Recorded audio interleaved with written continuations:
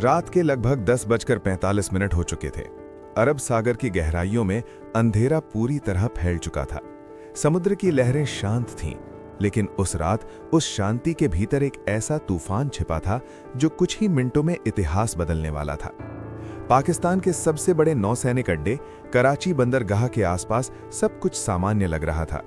बंदरगाह की रोशनियां चमक रही थीं, युद्धपोत अपने अपने स्थान पर खड़े थे, गश्ती जहाज समुद्र में निगरानी कर रहे थे, रडार लगातार आसमान और समुद्र की निगरानी कर रहे थे। लेकिन अचानक रडार स्क्रीन पर एक हल्की सी हरकत दिखाई दी। पहले तो ड्यूटी पर मौजूद अधिकारी को लगा कि यह कोई साधारण सिग्नल होगा, शायद कोई जहाज दिशा बदल रहा होगा। लेकिन कुछ ही सेकंड बाद वो सिग्नल तेजी से आगे बढ़ने लगा और तभी समुद्र की सतह से एक तेज चमकती हुई लकीर आसमान की ओर उठी। कुछ ही क्षण बाद समुद्र के बीच एक जोरदार विस्फोट हुआ। वो कोई साधारण धमाका नहीं था, वो पाकिस्तान की नौसेना के एक बड़े युद्धपोत पर हुआ पहला हमला था। कुछ मिनटों के भीतर दूसरा विस्फोट हुआ, फिर तीसरा, और देखते ही देखते कराची के आसमान पर आग के विशाल गोले उठने लगे। तेल के टैंक जलने लगे, युद्धपोतों में आग लग गई और पूरे शहर में सायरन बजने लगे।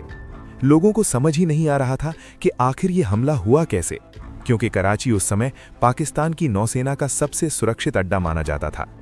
लेकिन उस रात भारतीय नौसेना ने एक ऐसा मिशन अंजाम दिया जिसने न केवल पाकिस्तान की नौसेना को हिला दिया, बल्कि पूरे युद्ध की दिशा ही बदल दी। इस मिशन का नाम था ऑपरेशन ट्राइडेंट।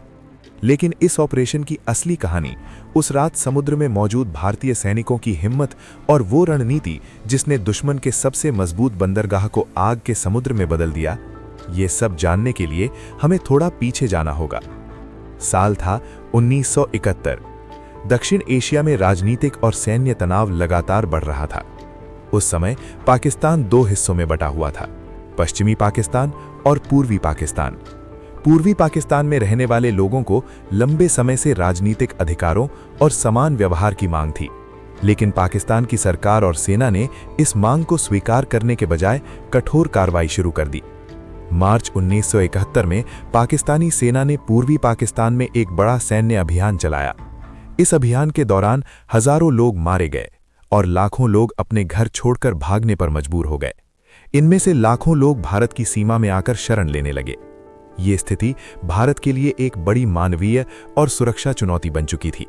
धीरे धीरे भारत और पाकिस्तान के बीच तनाव युद्ध की स्थिति तक पहुंच गया और आखिरकार 3 दिसंबर 1971 को पाकिस्तान ने भारत के कई एयरबेस पर हमला कर दिया। युद्ध आधिकारिक रूप से शुरू हो चुका था। इस युद्ध में जमीन और आसमान के साथ साथ समुद्र भी एक महत्वपूर्ण युद्ध क्षेत्र बनने वाला था। पाकिस्तान की नौसेना का सबसे बड़ा और सबसे महत्वपूर्ण अड्डा था कराची बंदरगाह। ये बंदरगाह पाकिस्तान की अर्थव्यवस्था और सैन्य व्यवस्था के लिए बेहद महत्वपूर्ण था। यहीं से पाकिस्तान को तेल की आपूर्ति होती थी, यहीं उसके अधिकांश युद्धपोत तैनात रहते थे और यहीं से उसकी समुद्री रणनीति संचालित होती थी। अगर कराची बंदरगाह को नुकसान पहुंचाया जाता तो पाकिस्तान की नौसेना और उसकी आर्थिक व्यवस्था दोनों को भारी झटका लग सकता था।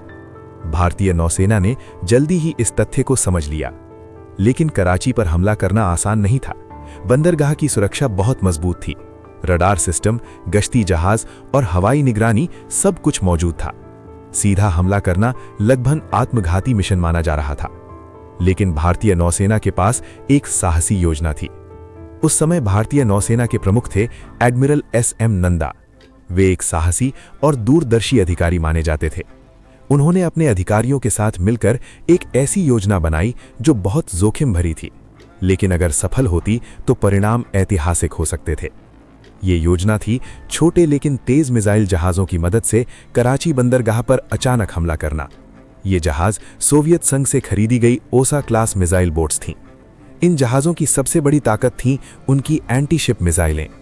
ये मिसाइलें लगभग 40 किलोमीटर दूर तक लक्ष्य को नष्ट कर सकती थीं। लेकिन इन जहाज़ों की एक बड़ी कमजोरी भी थी, इनकी रेंज सीमित थी और ये लंबे समय तक खुले समुद्र में नहीं रह सकती थी। इसलिए मिशन को बहुत सावधानी से योजना बनाकर अंजाम देना था। इस मिशन के लिए भारतीय नौसेना ने एक विशेष टास्क फोर्स तैयार की।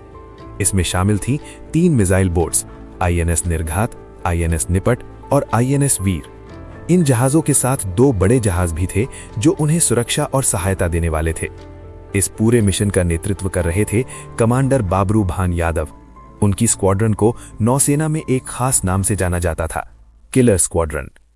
4 दिसंबर 1971 की शाम भारतीय नौसेना के ये जहाज अरब सागर में चुपचाप आगे बढ़ रहे थे। रेडियो साइलेंस लागू था, कोई अनावश्यक बातचीत नहीं हो रही थी। हर अधिकारी और हर नाविक जानता था कि यह मिशन कितना जोखिम भरा है। अगर पाकिस्तान को इस ऑपरेशन की भनक लग जाती तो दुश्मन के युद्धपोत और विमान तुरंत हमला कर सकते थे। लेकिन भारतीय टास्क फोर्स धीरे धीरे अपने लक्ष्य के करीब पहुंचती जा रही थी। रात गहराती जा रही थी और कराची अब ज्यादा दूर नहीं था। रात लगभग 10:45 पर रडार पर एक बड़ा लक्ष्य दिखाई दिया। ये पाकिस्तान की नौसेना का एक प्रमुख युद्धपोत था, PNS खैबर। INS निर्घात के कमांडर ने लक्ष्य को लॉक किया। कमांड दिया गया, मिसाइल फायर। कुछ ही सेकंड बाद समुद्र से एक मिसाइल आसमान की ओर उठी। कुछ मिनटों बाद PNS खैबर पर जोरदार विस्फोट हुआ। जहाज बुरी तरह क्षतिग्रस्त हो गया और थोड़ी ही देर में समुद्र में डूब गया। इसके बाद INS वीर ने एक और लक्ष्य को निशाना बनाया। ये था PNS मुहाफिज। मिसाइल दागी गई और कुछ ही मिनटों में यह जहाज भी समुद्र में डूब गया। अब पाकिस्तान की नौसेना पूरी तरह भ्रमित हो चुकी थी। उन्हें समझ ही नहीं आ रहा था कि हमला कहां से हो रहा है। इसके बाद INS निपट ने कराची बंदरगाह के तेल भंडारण क्षेत्र को निशाना बनाया। मिसाइलों ने तेल के विशाल टैंकों को भेद दिया। कुछ ही मिनटों में पूरा क्षेत्र आग की लपटों में घिर गया। ये आग कई दिनों तक जलती रही। कराची का आसमान धुएं और आग से भर गया। हमले के बाद भारतीय जहाज तुरंत वापस लौटने लगे। छोटी मिसाइल बोट्स होने के कारण उनकी गति बहुत तेज थी। कुछ ही घंटों में वे सुरक्षित दूरी पर पहुंच चुके थे। ऑपरेशन पूरी तरह सफल हो चुका था। इस हमले में पाकिस्तान की नौसेना को भारी नुकसान हुआ। कई युद्धपोत नष्ट हो गए, कराची का तेल भंडार जल गया और पाकिस्तान की नौसेना कई दिनों तक समुद्र में सक्रिय नहीं हो पाई। इससे भारत को युद्ध में बड़ी रणनीतिक बढ़त मिली। उस रात अरब सागर की लहरों ने एक ऐसा दृश्य देखा था जो इतिहास बन गया। छोटे से दिखने वाले 3 भारतीय मिसाइल जहाजों ने दुश्मन के सबसे मजबूत बंदरगाह पर हमला करके युद्ध का रुख बदल दिया था। और इसी कारण 4 दिसंबर की वो रात भारतीय नौसेना के इतिहास में हमेशा के लिए अमर हो गई। अगर आपको ऐसी शोध आधारित और सच्ची डॉक्यूमेंट्री पसंद आती हैं, तो चैनल को सब्सक्राइब करें, वीडियो को लाइक और शेयर करें ताकि ये कहानियां ज्यादा से ज्यादा लोगों तक पहुंच सकें। हम जल्द मिलेंगे एक और महत्वपूर्ण कहानी के साथ।